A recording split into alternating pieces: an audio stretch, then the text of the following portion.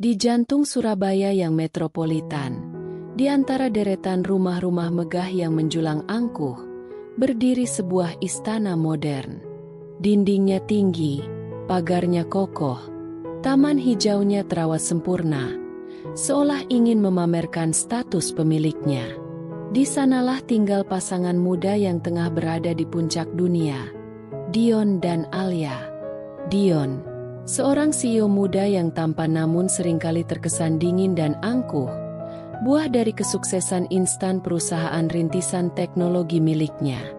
Waktunya habis di antara rapat, panggilan telepon penting, dan layar laptop yang tak pernah padam. Di sisinya, Alia, istrinya, adalah perwujudan sosialitas Surabaya. Cantik, modis, dengan lingkaran pertemanan yang terdiri dari istri-istri pejabat dan pengusaha lainnya. Hari-harinya diisi dengan arisan, brunch di kafe-kafe Instagramable, dan sesi belanja barang-barang bermerek terbaru. Kehidupan mereka tampak sempurna di permukaan, kaya, muda, dan berkuasa. Namun, di balik kemewahan dan kesibukan itu, ada kekosongan yang terasa. Tawa jarang terdengar lepas di rumah itu, lebih sering digantikan oleh dering telepon bisnis Dion atau keluhan Alia tentang hal-hal sepele. Untuk mengurus rumah tangga sebesar itu, mereka mempekerjakan beberapa asisten. Namun yang paling sering berinteraksi langsung dengan Alia adalah Murni. Seorang gadis desa berusia awal 20-an, datang dari kampung kecil di Jawa Timur yang bahkan mungkin tak tertera di peta digital canggih milik Dion. Murni adalah antitesis dari dunia gemerlap majikannya. Polos, pendiam, dengan mata yang lebih sering menunduk menatap lantai marmer yang mengkilap daripada menatap langsung lawan bicaranya. Gerak-geriknya pelan, hati-hati, seolah takut salah langkah dan memecahkan vas kristal mahal atau menyenggol lukisan abstrak yang harganya mungkin setara dengan penghasilan keluarganya setahun di desa. Ia jarang membantah, menerima setiap perintah dan omelan dengan anggukan kepala atau gumaman, "Nggih, Bu," yang lirih. Alia, dengan standarnya yang setinggi langit dan kesabaran setipis kertas, seringkali menjadikan Murni target kekesalannya. Baginya, Murni adalah representasi dari semua yang ia anggap rendah, lambat, tidak cekatan, dan yang paling sering ia keluhkan, bau kampung. Aroma minyak kelapa samar yang kadang tercium dari rambut Murni, atau logat bicaranya yang masih kental nuansa desa, menjadi bahan ejekan halus atau bahkan terang-terangan dari Alia. "Murni, ya ampun, kamu ini lelet sekali sih." Suara Alia seringkali menggema di lorong rumah, memecah keheningan pagi. "Lihat ini, masih ada debu di sudut meja. Kamu kerja itu pakai mata tidak?" Murni hanya akan tergopoh-gopoh datang, membawa lap di tangannya, wajahnya menunduk. "Maaf, Bu, saya bersihkan lagi. Cepat sedikit. Tamu saya sebentar lagi datang. Jangan sampai mereka lihat rumah ini kotor seperti tidak diurus." Alia akan memutar bola matanya, lalu kembali sibuk dengan ponselnya, mengatur janji temu atau sekadar melihat-lihat koleksi tas terbaru. Dion, jika kebetulan ada di rumah saat Alia melampiaskan kekesalannya, lebih sering memilih diam. Terkadang ia mengerutkan kening, merasa sedikit terganggu oleh nada tinggi istrinya. Namun ia terlalu sibuk, terlalu lelah dengan urusan kantor untuk ikut campur dalam drama rumah tangga. Baginya, urusan asisten rumah tangga adalah domain Alia. Selama pekerjaannya selesai dan rumah tampak rapi, ia tak mau ambil pusing. Ia menganggap kekesalan Alia sebagai hal yang wajar dari seorang nyonya rumah yang perfeksionis. "Biarkan saja, Al. Mungkin dia masih baru, belum terbiasa." Hanya itu pembelaan minimal yang sesekali ia lontarkan, lebih untuk menenangkan Alia daripada membela Murni. Di tengah dinamika majikan dan asisten rumah tangga yang timpang itu, ada satu sosok kecil yang menjadi pusat perhatian sekaligus sumber kecemasan terbesar Dion dan Alia, putra semata wayang mereka, Rafa. Bocah laki-laki berusia 5 tahun itu adalah pewaris tahta kecil mereka, anak yang mereka dambakan. Namun, takdir berkata lain. Rafa didiagnosis mengidap penyakit langka yang menyerang sistem darahnya.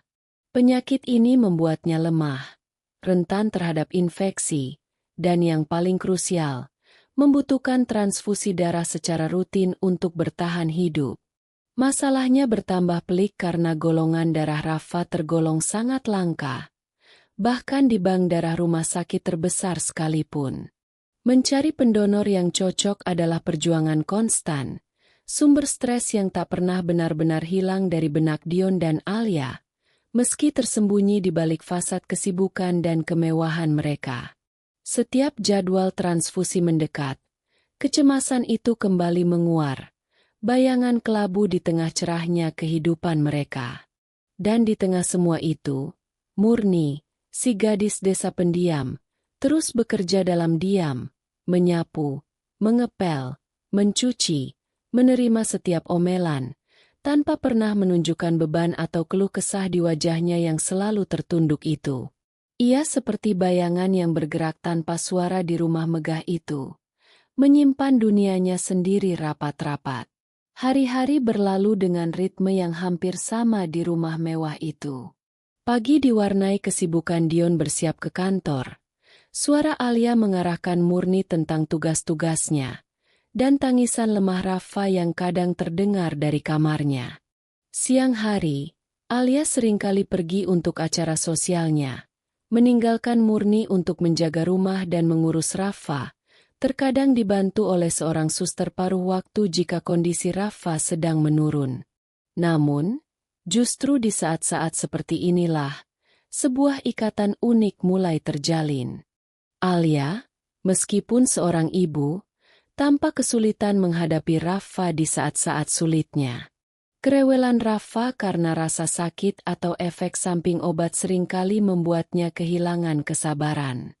"Rafa, ayo dong, makan sedikit saja," bujuk Alia dengan nada yang mulai tidak sabar. Sendok berisi bubur tim terulur di depan mulut kecil Rafa yang terkatup rapat. Rafa hanya menggeleng, mendorong sendok itu menjauh. Air matanya mulai menggenang. "Mama capek, Raf. Nurut dong sekali-kali," bentak Alia, membuat Rafa semakin menangis. Di saat-saat seperti itulah, Murni seringkali muncul diam-diam. Tanpa banyak bicara, ia akan mengambil alih mangkuk bubur dari tangan Alia yang tampak frustrasi. Dengan sabar, ia duduk di tepi ranjang Rafa. "Dan Rafa mau maem sama Tante Murni?" tanyanya lembut. Suaranya datar namun menenangkan. Ajaibnya, Rafa yang tadi menangis keras, perlahan mereda.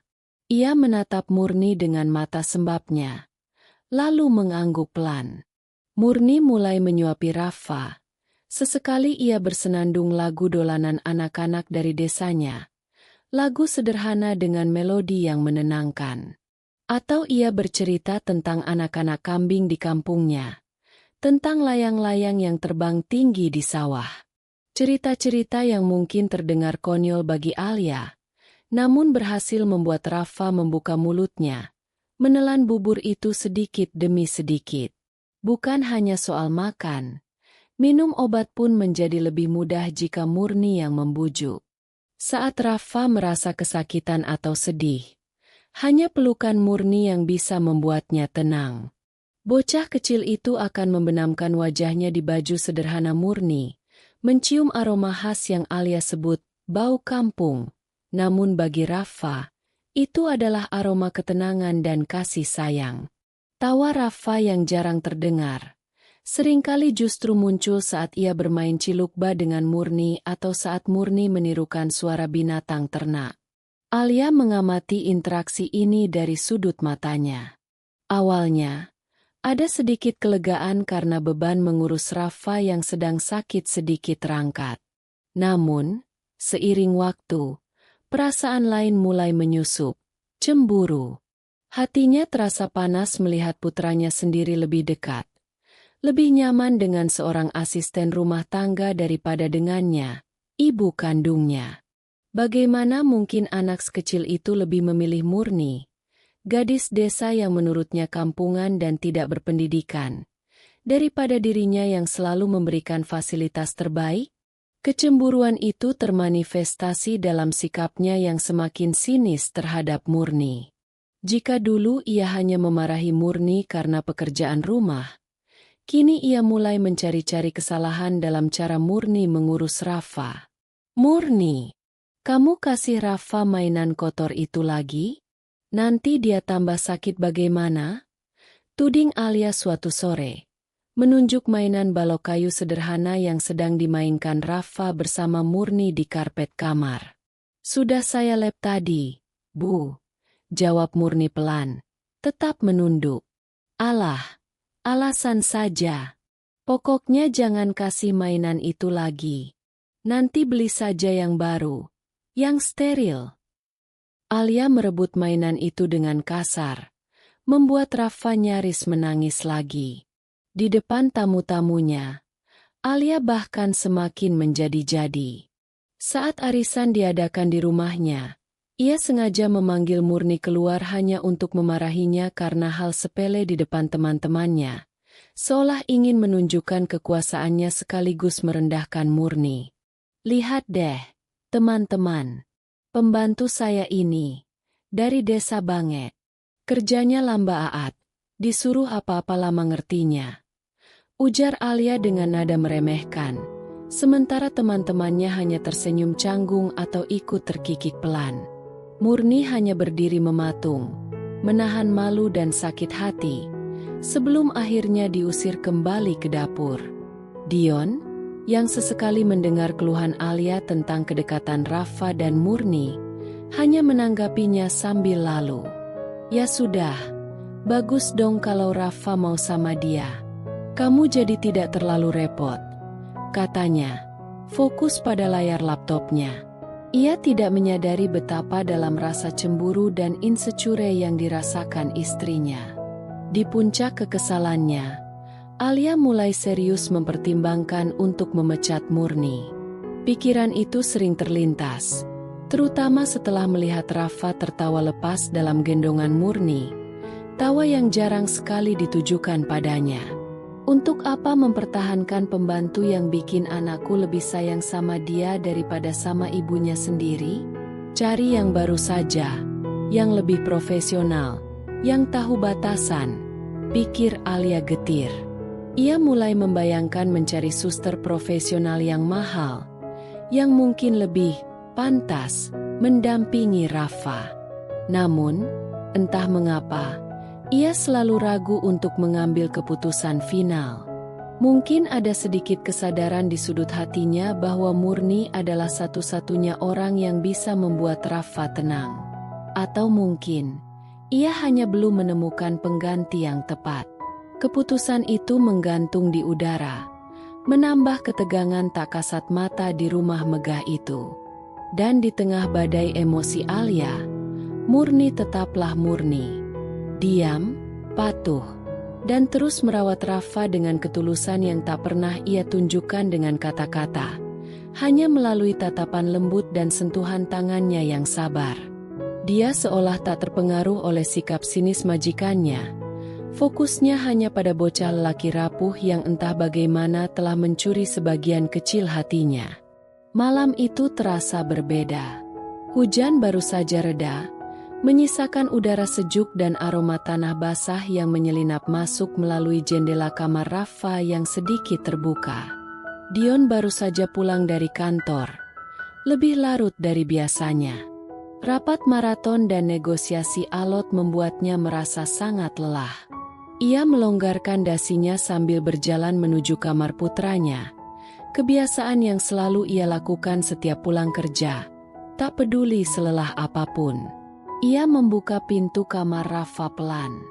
Biasanya, ia akan mendapati putranya tertidur lelap dengan napas yang terdengar sedikit berat, atau kadang merengek pelan dalam tidurnya. Namun malam ini, Dion tertegun. Rafa tidak tidur. Ia duduk di ranjangnya, disandarkan pada bantal-bantal besar, sedang asyik melihat buku cerita bergambar ditemani Murni yang duduk di kursi samping ranjang. Yang membuat Dion terkejut bukan hanya fakta bahwa Rafa terjaga, tetapi energi yang terpancar dari bocah itu. Wajahnya tidak sepucat biasanya.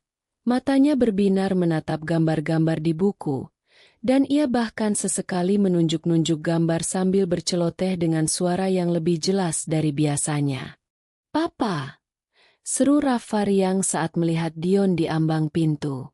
Senyum lebar terkembang di bibirnya. Senyum yang terasa begitu penuh vitalitas. Sesuatu yang jarang Dion lihat beberapa bulan terakhir. Dion mendekat, mengusap lembut kepala putranya. "Hei, jagoan papa belum tidur." Rafa lihat gajah.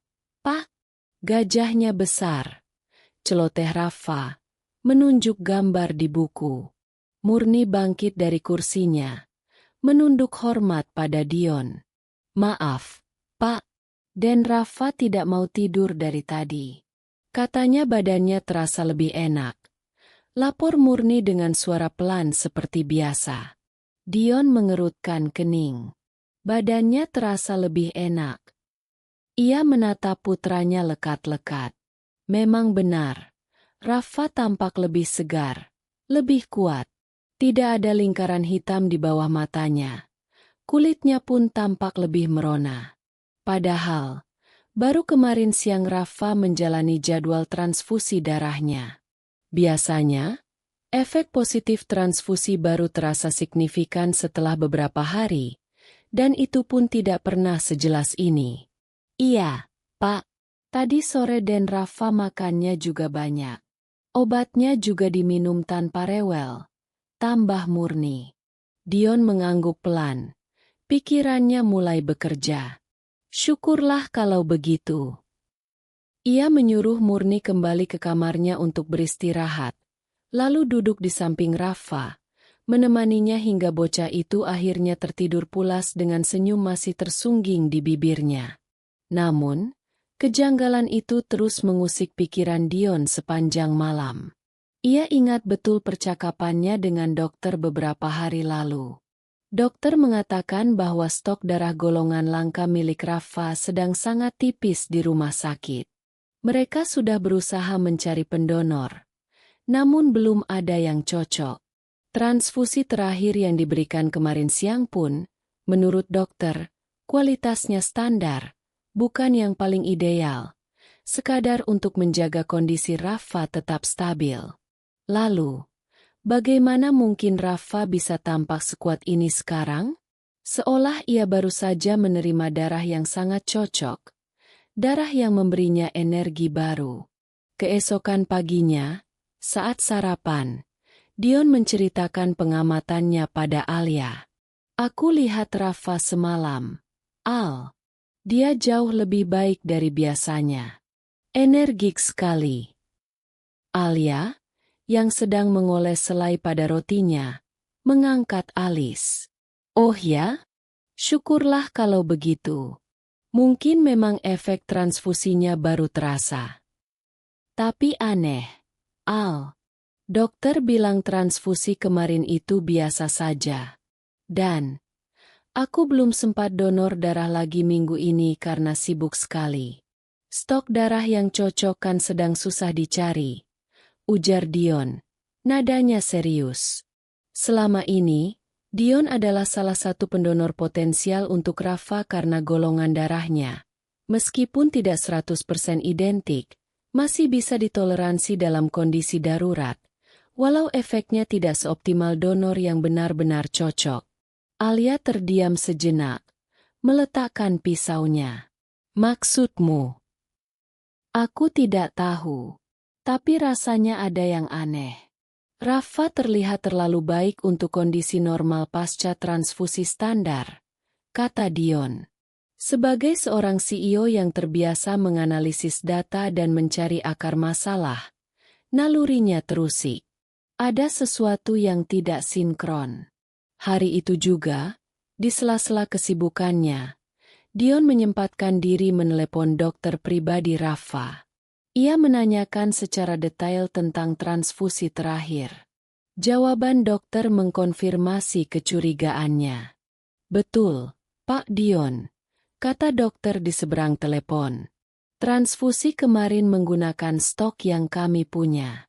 Secara medis, itu cukup untuk stabilisasi. Tapi terus terang kami juga terkejut melihat laporan suster jaga semalam bahwa kondisi Rafa membaik sangat pesat. Hampir seperti mendapat donor yang sangat-sangat cocok. Padahal, setahu kami, belum ada pendonor baru dengan golongan darah langka tersebut yang masuk." Dion terdiam. Jantungnya berdegup sedikit lebih kencang. "Sangat cocok." "Iya, Pak." Hasil lab pasca transfusinya menunjukkan peningkatan HGB dan trombosit yang signifikan dan stabil. "Ini jarang terjadi secepat ini kecuali darah pendonornya benar-benar klik," jelas dokter. Setelah menutup telepon, Dion termenung di ruang kerjanya. Jika bukan dari stok rumah sakit yang standar, dan bukan darinya, lalu dari mana darah itu berasal? Siapa pendonor misterius yang memberikan darahnya untuk Rafa? Kenapa rumah sakit tidak tahu? Rasa penasaran bercampur khawatir mendorongnya untuk melakukan sesuatu yang biasanya tidak ia lakukan. Ia memutuskan untuk menyelidiki sendiri. Sebagai langkah pertama, ia meminta sekretarisnya untuk mendapatkan salinan detail rekam medis Rafa dari rumah sakit, terutama catatan mengenai transfusi darah beberapa waktu terakhir. Sesuatu mengatakan padanya bahwa jawaban tersembunyi di sana, di antara catatan medis yang rapi itu. Naluri bisnisnya yang tajam kini beralih fungsi menjadi naluri seorang ayah yang mencari kebenaran demi anaknya. Kecurigaan Dion tidak berhenti pada catatan medis. Sebagai orang yang terbiasa mengandalkan teknologi dan data, ia teringat pada sistem keamanan canggih yang terpasang di rumahnya. Kamera CCTV di setiap sudut penting, termasuk yang mengarah ke gerbang depan dan lorong-lorong utama. Jika memang ada sesuatu yang tidak biasa terjadi, rekaman itu mungkin bisa memberikan petunjuk.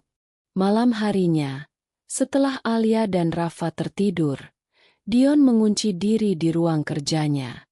Layar monitor besar di depannya kini tidak menampilkan grafik saham atau proposal bisnis, melainkan deretan rekaman CCTV dari beberapa minggu terakhir.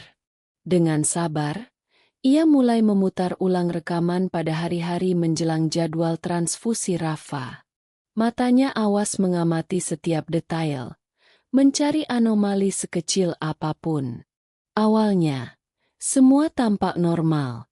Aktivitas rutin para asisten rumah tangga, kedatangan dan kepergian mobilnya dan mobil Alia, tukang kebun yang merawat taman.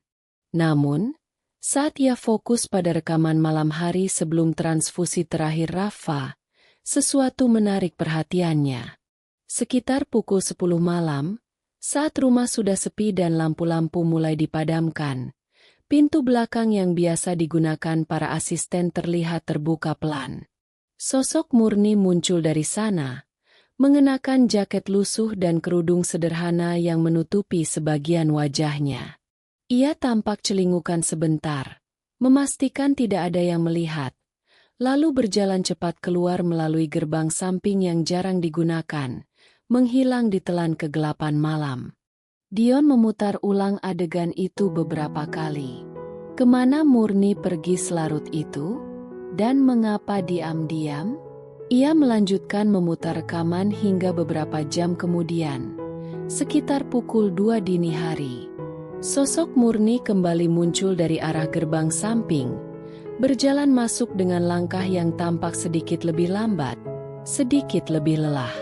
Ia kembali masuk melalui pintu belakang, dan menghilang ke arah paviliun tempat para asisten tinggal. Rasa penasaran Dion semakin memuncak. Ia memeriksa rekaman pada malam-malam sebelum jadwal transfusi Rafa sebelumnya.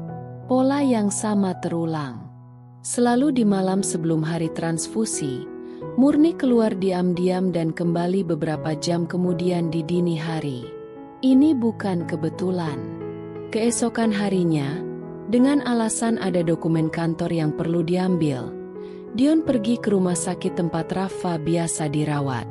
Ia tidak langsung menuju bagian administrasi, melainkan ke unit transfusi darah. Berbekal koneksi dan sedikit uang pelicin, yang terpaksa ia gunakan sesuatu yang biasanya ia hindari tapi kini terasa perlu. Ia berhasil mendapatkan akses terbatas untuk melihat catatan pendonor sukarela beberapa waktu terakhir, terutama yang bergolongan darah langka seperti Rafa. Petugas bank darah awalnya ragu, menjelaskan tentang kerahasiaan data pendonor. Namun, setelah Dion menjelaskan situasinya sebagai ayah dari pasien dengan kondisi khusus dan menunjukkan kartu identitas serta sedikit tanda terima kasih, petugas itu akhirnya luluh. Ia membuka sistem komputer, mencari data pendonor dengan golongan darah O resus negatif subtipe langka yang cocok dengan Rafa.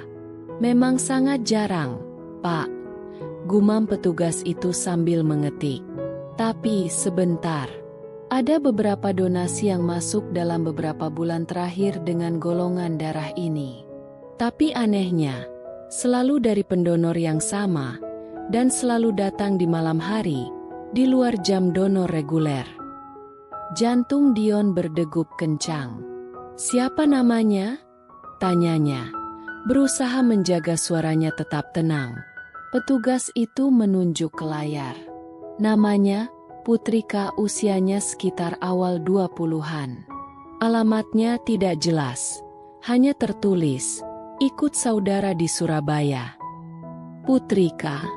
Dion mengerutkan kening. Nama itu asing baginya. Ia meminta petugas menunjukkan tanggal donasi. Tanggal-tanggal itu persis sama dengan malam-malam sebelum jadwal transfusi Rafa. Malam-malam di mana rekaman CCTV menunjukkan Murni keluar rumah diam-diam. Sebuah kesadaran menghantam Dion seperti gelombang pasang. Murni. Putrika. Nama samaran. Gadis desa pendiam itu. Dialah pendonor misterius itu. Dialah yang diam-diam menyumbangkan darahnya sendiri. Darah langka yang sangat cocok itu, untuk Rafa. Setiap malam sebelum transfusi, ia pergi ke rumah sakit, mungkin ke bagian unit donor darah yang buka 24 jam atau melalui jalur khusus darurat, menyumbangkan darahnya, lalu kembali sebelum fajar menyingsing, seolah tidak terjadi apa-apa. Ia melakukannya tanpa pamrih, tanpa memberitahu siapapun. Bahkan rela menggunakan nama samaran agar tidak ketahuan. Dion berdiri terpaku di depan konter bank darah. Pikirannya berkecamuk. Gambaran Murni yang selalu menunduk, yang sering dimarahi Alia, yang dianggap lambat dan bau kampung, kini tergantikan oleh sosok pahlawan tanpa tanda jasa. Gadis lugu itu ternyata memiliki hati seluas samudra dan keberanian sebesar gunung.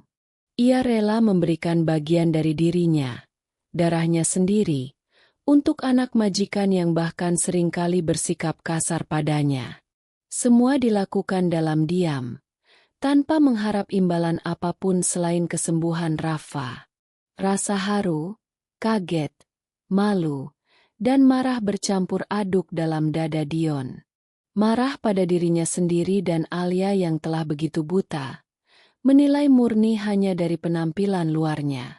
Malu karena telah meremehkan ketulusan seseorang yang tinggal di bawah atap rumahnya sendiri. Kaget atas pengorbanan luar biasa yang dilakukan Murni. Dan haru. Haru yang tak terhingga membayangkan ketulusan hati gadis itu. Dengan tangan sedikit gemetar, Dion mengucapkan terima kasih pada petugas bank darah. Lalu berjalan keluar dari rumah sakit. Di tangannya tergenggam salinan catatan donasi atas nama Putrika. Dan di benaknya terputar ulang rekaman CCTV murni yang menyelinap di kegelapan malam. Ia kini memegang bukti. Bukti dari sebuah pengorbanan hening yang selama ini terjadi tepat di depan matanya. Namun tak pernah ia sadari. Kini, ia harus pulang dan menghadapi Alia dengan kebenaran yang mengejutkan ini. Konfrontasi tak terhindarkan, dan Dion tahu, ini akan menjadi momen yang mengubah segalanya di rumah mereka. Dion pulang ke rumah dengan perasaan campur aduk yang sulit dilukiskan. Langkahnya terasa berat saat memasuki pintu utama rumah megah mereka. Di ruang tengah, ia mendapati Alia sedang duduk santai di sofa, membolak-balik majalah fashion, secangkir teh melati mengepulkan uap tipis di meja sampingnya. Suasana kontras antara ketenangan Alia dan badai emosi dalam diri Dion terasa begitu menyakitkan. "Loh, kok sudah pulang, Mas?" Katanya ada meeting penting. Tanya Alia, sedikit heran melihat suaminya pulang lebih awal. Dion tidak menjawab. Ia berjalan mendekat, meletakkan map berisi salinan rekam medis dan catatan donasi, Putrika, di atas meja kopi, tepat di depan Alia. Tatapannya lurus dan tajam, sesuatu yang jarang Alia lihat kecuali saat Dion sedang sangat marah atau serius dalam urusan bisnis. Alia mengerutkan kening, menatap map itu lalu beralih ke wajah suaminya. "Ini apa, Mas?" "Buka dan lihat sendiri," kata Dion singkat. Suaranya datar namun menyimpan getaran emosi yang tertahan. Dengan sedikit rasa penasaran bercampur was-was, Alia membuka map itu. Matanya menyapu lembar pertama, salinan rekam medis Rafa. Lalu lembar kedua, catatan donasi darah. Ia membaca nama pendonor, Putrika golongan darah, Or Jesus negatif, subtipe langka. Tanggal donasi, cocok dengan malam-malam sebelum Rafa transfusi. Keningnya semakin berkerut. "Putrika? Siapa ini? Kenapa kamu bawa ini?" "Menurutmu siapa, Al?" tanya Dion. Nadanya masih datar namun penuh penekanan.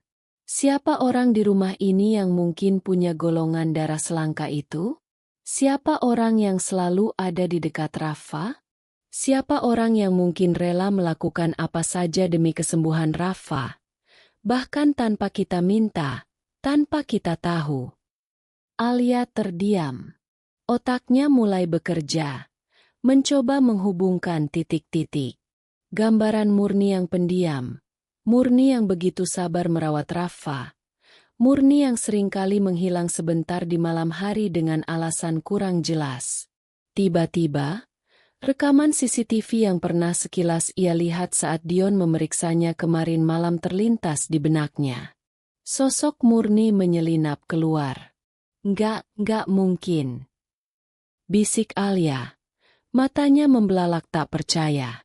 Ia menatap Dion, mencari penyangkalan di mata suaminya. Namun yang ia temukan hanyalah kepastian yang menyakitkan.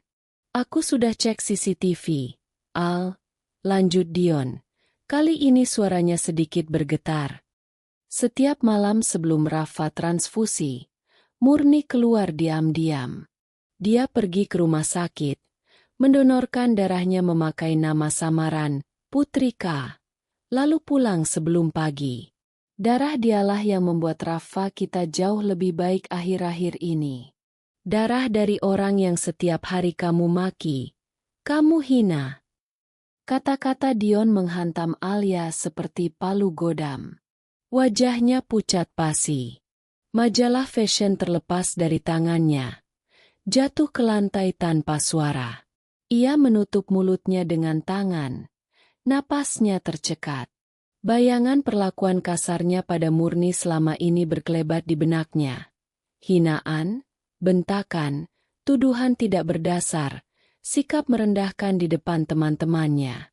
Semua itu kini terasa seperti bumerang yang menghantam kesombongannya, menghancurkan citra diri yang selama ini ia bangun. Rasa malu, bersalah, dan penyesalan yang luar biasa menjalari seluruh tubuhnya. Ia merasa begitu hina, begitu kotor dibandingkan dengan ketulusan gadis desa yang selama ini ia remehkan. "Panggil Murni ke sini," perintah Dion pelan, namun tegas. Seorang asisten rumah tangga lain memanggil Murni yang sedang berada di dapur. Tak lama kemudian, Murni muncul di ambang pintu ruang tengah. Wajahnya seperti biasa menunduk, sedikit bingung dan takut karena dipanggil oleh kedua majikannya secara bersamaan di ruang utama. "Murni," panggil Dion lembut, mencoba mengendalikan emosinya. "Duduklah." Murni tampak ragu, namun akhirnya duduk di tepi sofa, tubuhnya sedikit gemetar. Ia melirik Alia yang tertunduk dengan bahu bergetar, lalu menatap Dion dengan pandangan bertanya. Dion mengambil napas dalam. "Murni, kenapa kamu tidak pernah bilang pada kami?"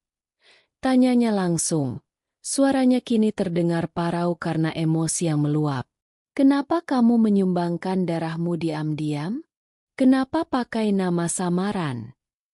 Murni terkejut mendengar pertanyaan itu. Ia semakin menundukkan kepalanya. Jemarinya saling bertautan di pangkuannya. Ia tidak menyangka rahasia kecilnya akan terbongkar. Untuk beberapa saat, hanya keheningan yang mengisi ruangan, diselingi isak tangis Alia yang mulai pecah. "Jawab, Murni," desak Dion lagi, lebih lembut. "Kami hanya ingin tahu." Murni mengangkat wajahnya sedikit. Matanya berkaca-kaca. Ia menatap Dion sekilas. Lalu Alia, sebelum kembali menunduk. Suaranya terdengar lirih, nyaris berbisik, namun penuh dengan ketulusan yang menggetarkan. Saya hanya ingin Den Rafa sembuh." "Pak, Bu," jawabnya terbata-bata. "Waktu pertama kali saya tahu golongan darah Den Rafa langka dan sulit dicari. Saya ingat kata dokter di desa dulu, golongan darah saya juga katanya jarang. Saya coba periksakan diam-diam ke rumah sakit, ternyata cocok." Ia berhenti sejenak, mengusap air mata yang mulai menetes di pipinya. "Saya tidak berani bilang sama bapak atau ibu. Saya takut dianggap lancang atau punya maksud lain. Saya tidak minta apa-apa. Saya hanya ingin melihat Den Rafa sehat lagi, bisa lari-lari lagi. Saya sudah anggap Den Rafa seperti adik saya sendiri di kampung." Pengakuan sederhana itu diucapkan dengan kepolosan dan ketulusan yang murni, bagaikan pisau yang mengiris hati Dion dan Alia. Tidak ada kepura-puraan. Tidak ada niat tersembunyi. Hanya ada kasih sayang yang tulus dari seorang gadis sederhana untuk seorang anak kecil yang bahkan bukan darah dagingnya. Anak dari majikan yang seringkali menyakitinya. Alia tak kuasa lagi menahan tangisnya. Ia terisak hebat. Rasa bersalah dan malu membuatnya sulit bernapas. Ia telah salah menilai. Telah berlaku begitu kejam pada malaikat tak bersayap yang selama ini tinggal bersamanya. Bagaimana mungkin ia bisa begitu buta? Bagaimana mungkin ia bisa begitu jahat? Penyesalan itu terasa begitu menyesakkan. Suasana di ruang tengah itu berubah drastis. Kemewahan ruangan seolah lenyap, tergantikan oleh keharuan yang pekat. Pengakuan murni yang polos dan tulus telah meruntuhkan tembok kesombongan dan prasangka yang selama ini dibangun oleh Dion dan Alia. Air mata Alia yang tak kunjung berhenti adalah saksi bisu penyesalan yang mendalam. Tiba-tiba, dari arah tangga, muncul sosok kecil Rafa. Ia mungkin terbangun oleh suara tangisan ibunya. Dengan langkah yang masih sedikit goyah namun lebih tegap dari biasanya, ia berjalan mendekat, matanya mencari-cari sosok Murni di antara kedua orang tuanya. Melihat Murni menangis sambil menunduk, Rafa segera menghambur ke arahnya. "Tante Murni kenapa nangis?" tanya Rafa polos. Tangannya yang mungil berusaha mengusap air mata di pipi Murni. "Jangan nangis." Murni terkejut sekaligus terharu melihat kehadiran Rafa. Ia mengangkat wajahnya, mencoba tersenyum di sela air matanya. "Nggak apa-apa, Den. Tante cuma kelilipan." Jawabnya berbohong. Alia, melihat interaksi itu, semakin terisak. Ia bangkit dari sofa, berjalan mendekati Murni yang masih terduduk dengan Rafa di dekatnya. Dengan suara bergetar hebat, ia berlutut di depan Murni, sebuah tindakan yang tak pernah terbayangkan akan ia lakukan seumur hidupnya. "Murni, maafkan saya," ucap Alia terbata-bata di antara isak tangisnya. Ia meraih tangan Murni yang kasar karena pekerjaan rumah tangga. "Maafkan semua perkataan saya, semua perbuatan saya. Saya jahat sekali sama kamu. Saya buta." "Murni." "Tia." Kata-kata Alia tercekat oleh rasa malu dan penyesalan yang begitu besar. Ia tidak sanggup lagi melanjutkan, hanya bisa menunduk dalam. Air matanya membasahi tangan Murni. Murni tampak kaget dan bingung dengan tindakan Alia. Ia berusaha menarik tangannya. "Ibu jangan begini, Bu." Dion mendekat, membantu Alia berdiri. Matanya menatap Murni dengan pandangan penuh rasa terima kasih dan penghargaan yang tak terhingga. "Murni," katanya dengan suara mantap namun lembut. "Apa yang kamu lakukan itu adalah hal paling mulia yang pernah kami terima. Kami tidak tahu bagaimana harus berterima kasih." Rafa, yang sedari tadi hanya memandang bingung, seolah mengerti bahwa sesuatu yang penting sedang terjadi. Ia memeluk Murni erat-erat, seolah takut kehilangan. "Tante jangan pergi ya." Pintanya lirih. Wajahnya dibenamkan ke baju Murni. "Rafa sayang Tante Murni." Permintaan polos Rafa itu semakin menyayat hati Dion dan Alia. Mereka saling berpandangan, menyadari betapa berharganya Murni bagi putra mereka, dan betapa selama ini mereka telah menyia-nyiakan orang yang paling tulus di dekat mereka. Ketulusan Murni, pengorbanannya yang tanpa pamrih, telah menjadi cermin yang memantulkan betapa kosong dan rapuhnya kehidupan mereka yang bergelimang harta namun miskin empati. Dion berdeham, mencoba menguasai emosinya. "Murni," katanya lagi, "kami tidak akan membiarkanmu pergi. Mulai hari ini, kamu bukan lagi sekadar asisten rumah tangga di sini. Anggaplah kami sebagai keluargamu sendiri. Kamu akan menjadi pengasuh tetap Rafa, dan kami akan memastikan kamu mendapatkan kehidupan yang jauh lebih baik." Alia mengangguk setuju di sela isaknya. Ia menatap Murni dengan mata merah. Kali ini tatapannya bukan lagi penghinaan, melainkan penyesalan dan permohonan maaf yang tulus. "Iya, Murni, maafkan saya. Tinggallah di sini bersama kami, bersama Rafa." Murni menatap kedua majikannya bergantian, lalu menatap Rafa yang masih memeluknya erat. Air mata haru kini mengalir di pipinya. Setelah sekian lama menahan beban dalam diam, akhirnya ada pengakuan, ada penghargaan, ada permintaan maaf. Ia mengangguk pelan, sebuah anggukan yang membawa kelegaan dan harapan baru bagi semua orang di ruangan itu. Rumah megah itu tidak lagi terasa dingin dan kosong. Hari itu, sebuah pelajaran berharga telah terukir. Harta dan status sosial ternyata tidak ada artinya dibandingkan ketulusan hati.